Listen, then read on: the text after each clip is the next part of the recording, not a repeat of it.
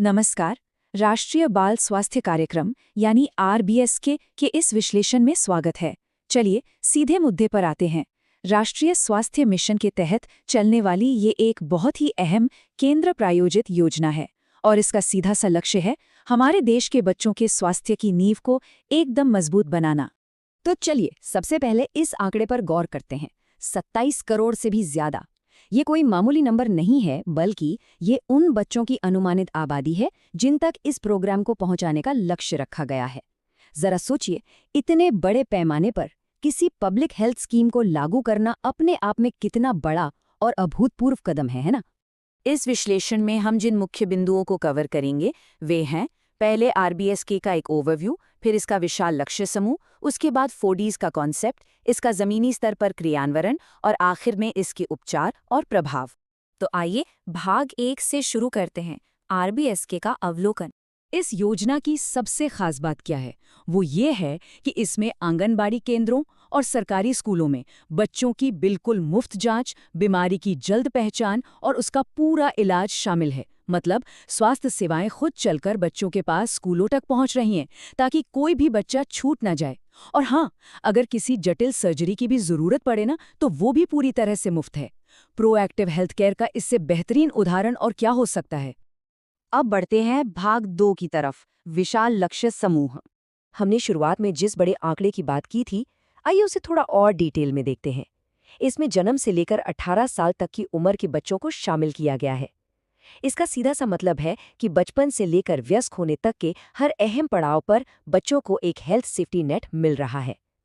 आंगनबाड़ियों और स्कूलों को मुख्य केंद्र बनाकर 27 करोड़ से ज्यादा बच्चों तक पहुंचने का ये एक बहुत ही विशाल लक्ष्य है। चलिए अब आते हैं भाग 3 पर, 4Ds को समझना, जो कि इस पूरे कार्यक्रम का सबसे मुख्य मेडिकल ढांचा है।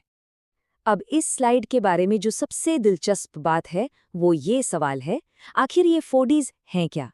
दरअसल ये कई सारे जटिल बीमारियों और स्वास्थ्य समस्याओं को याद रखने का एक बहुत ही स्मार्ट और आसान तरीका है।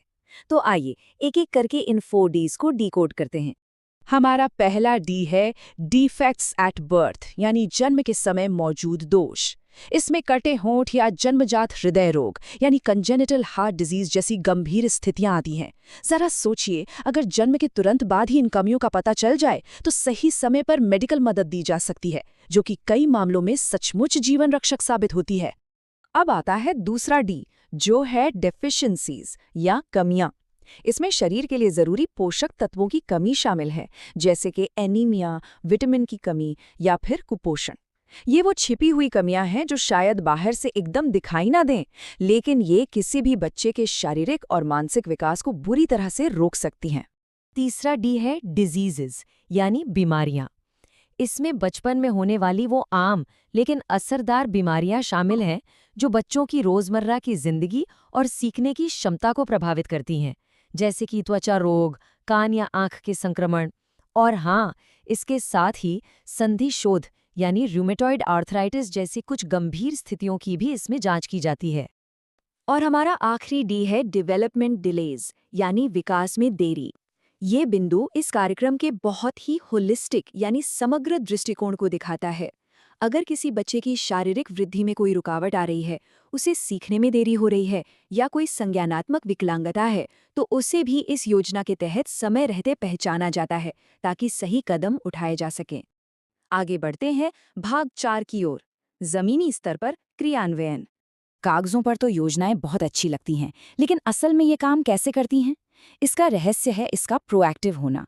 इसके लिए मोबाइल स्वास्थ्य टीमों यानी MHT की तैनाती की गई है।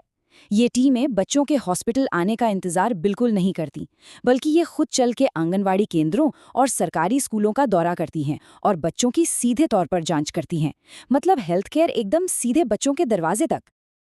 अब आते हैं इस विश्लेषण के आखिरी और सबसे महत्वपूर्ण भाग 5 पर, उपचार और प्रभाव। और ये स्लाइड बहुत ही शानदार तरीके से हमें दिखाती है कि ये पूरा सिस्टम कैसे 2 अहम चरणों में बटा है। एक तरफ है जांच चरण, जहां मोबाइल स्वास्थ्य टीमें फील्ड में यानी स्कूलों और आंगनवाड़ियों में जाकर शुरुआती पहचान का काम करती हैं। और फिर शुरू होता है उपचार चरण, जहां एडवांस्ड और विशेष चिकित्सा सहायता के लिए जिला प्रारंभिक हस्तक्षेप केंद्रों यानी DIEC और अस्पतालों की भूमिका शुरू हो जाती है। जांच में अगर कोई बीमारी निकलती है तो उसके बाद बच्चों को DIC के जरिए सपोर्ट दिया जाता है। अगर जरूरत पड़े तो उन्हें सरकारी या फिर निजी मान्यता प्राप्त अस्पतालों में भी रेफर किया जाता है। लेकिन इसमें सबसे कमाल की बात क्या है, वो ये कि ये सभी उपचार, यहाँ तक कि कोई बहुत जटिल सर्जरी भी हो, वो पूरी तरह से मुफ्त होती है। इसका सीधा सा मतलब है कि पैसे की कमी कभी भी किसी बच्चे के इलाज में रुकावट नहीं बनेगी। तो यहाँ सबसे अहम बात यह है कि ये पूरी योजना एक बहुत ही लॉजिकल और जीवन बदलने वाले क्रम में चलती है। सबसे पहले बीमारी की जल्द पहचान करना, उसके बाद बिना किसी आर्थिक बोझ के बिल्कुल मुफ्त उपचार देना, और फिर इन सब के जरिए अंततः उस बच्चे के पूरे स्वास्थ्य और जीवन की गुणवत्ता में एक स्थायी सुधार लाना। स्रोत दस्तावेज से लिया गया यह कोट इस पूरे मिशन को एकदम सटीक तरीके से बयान करता है। ये कार्यक्रम बचपन में ही बीमारियों का पता लगाकर बच्चों के समग्र स्वास्थ्य और जीवन की गुणवत्ता में सुधार करने का प्रयास करता है। बिल्कुल सच बात है, प्रारंभिक हस्तक्षेप ही यानी समय रहते लिया गया एक्शन ही समग्र स्वास्थ्य को बेहतर बनाने की सबसे बड़ी चाबी है। तो अंत में एक बहुत ही गहरा सवाल छोड़कर जाते हैं। प्रारंभिक चिकित्सा हस्तक्षेप यानी अर्ली मेडिकल इंटरवेंशन वास्तव में एक बच्चे के आजीवन स्वास्थ्य और उसके भविष्य को कितना बदल सकता है? जब हम समय रहते एक बीमारी का इलाज करते हैं तो हम सिर्फ एक शरीर को ठीक नहीं कर रहे होते हैं, हम दरअसल उस बच्चे की शिक्षा, उसके भविष्य और उसकी पूरी जिंदगी की संभावनाओं को संवार रहे होते हैं। इस पर जरूर विचार कीजिएगा। इस विश्लेषण में हमारे साथ जुड़ने के लिए बहुत बहुत